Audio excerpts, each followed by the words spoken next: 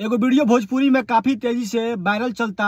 अरविंद अकेला, कल्लू और डिम्पल सिंह के स्टेज शो के दौरान पवन सिंह के वीडियो कॉल लगावल गईल बा और उ कॉल पूरा पब्लिक सुनत रहे, लाइव रहे। उ कॉल के माइक के द्वारा पूरा पब्लिक के सुनावल जात रहे। वही में पवन सिंह डिम्पल सिंह के नाजायज साली बोल देले और अरविंद अकेला कल्लू के साला बोल देले।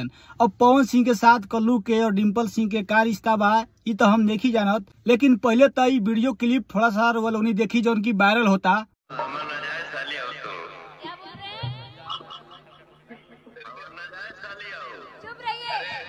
एक बार हरी हरी ओढ़नी हो जाए। हरी हरी ओढ़नी गाना लगा। आप एक बार गाइए अपने मुंह। प्रणाम। का हो पवन भैया, मर्दे मतलब हरदम टाइटे रहला, मतलब कुछो बोल देबा मर्दे। अब इ का रिश्ता बा इ लोग के हम तो भाई नहीं जानत, लेकिन इ पब्लिकली बहुत ही गलत चीज बा। और इ वीडियो कॉल के दौरान कल्लू के तो मुंह बन गई रहे। का हो कल्लू भैया, झोकर गईल होइनू मतलब जमावे के चक्कर में तो मर्दे तोहर चल गईल इज्जत।